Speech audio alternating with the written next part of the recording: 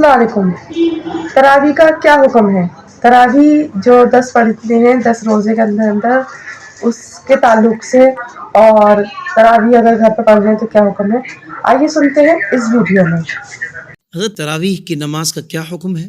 اگر جماعت نکل جائے تو گھر پر پڑھنا جائز ہے یا نہیں؟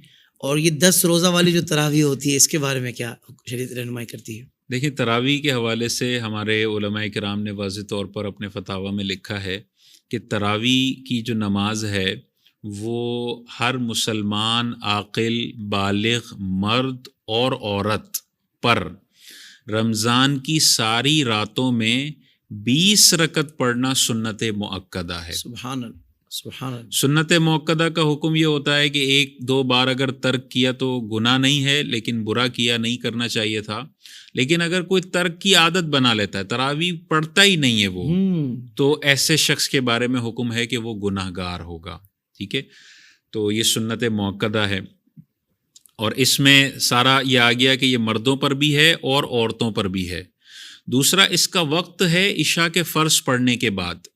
عشاء کے فرض پڑھنے سے پہلے اگر آپ نے تراویح پڑھی تو وہ نفل نماز ہوگی، وہ تراویح نہیں ہوگی. صحیح. بعض لوگ یہ غلطی کرتے ہیں کہ عشاء کی نماز ان کی نکل جاتی ہے اور تراویح کی جماعت کھڑی ہوتی ہے، تو وہ تراویح شروع کر دیتے ہیں اور بعد میں عشاء کے فرض پڑھتے ہیں. تو وہ تو تراویح جو آپ نے پڑھی وہ نفل نماز پڑھی، کیونکہ تراویح کا وقت ہی عشاء کے فرض پڑھنے کے بعد ہے. بالکل صحیح. تو یہ تو اس کا شرعی حکم ہو گیا.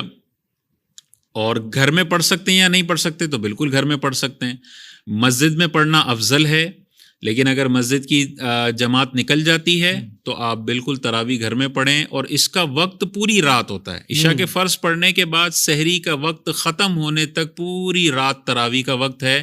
آپ رات کو 3 بجے اٹھ کے بھی اگر سحری کا وقت ابھی باقی ہے تو آپ تراویح کی رکعتیں پڑھ سکتے ہیں. اگر کچھ وقت باقی ہے، مثال کے طور پہ آپ کو لگ رہا ہے کہ آپ دیر سے اٹھے ہیں اور سحری کر کے آپ کے پاس صرف 12-13 منٹ بچیں گے اور آپ 12-13 منٹ میں بس 10 رکعتیں پڑھ سکتے ہیں، تو مایوس نہ ہوں. یعنی 20 کا وقت نہیں بھی ہے تو جتنی پڑھ سکتے ہیں اتنی بہتر ہے. صحیح. اتنا قیام اللیل تو ہو جائے گا نا. واہ. رمضان کی ساری راتوں میں یہ افضل فضیلت ہے. تو اگر ایک رات میں 20 کی اگر توفیق نہیں مل رہی تو 10 بھی پڑھ لیں. واہ. تو 10 کا قیام اللیل ہو جائے گا. 10 روزہ اگر کسی نے پڑھی ہے تو اوپر جو قاعدہ بیان ہوا اسی سے اس کا جواب آ گیا کہ 30 راتوں میں 20 رکعتیں پڑھنی ہیں. صحیح. تو اگر کسی نے 10 روزہ پڑھ لی ہے تو قرآن سننے کی جو سنت ہے وہ تو پوری کر لی، لیکن رمضان کی ساری راتوں میں جو 20 رکعت پڑھنی تھی یہ سنت ابھی اس نے پوری نہیں کی ہے.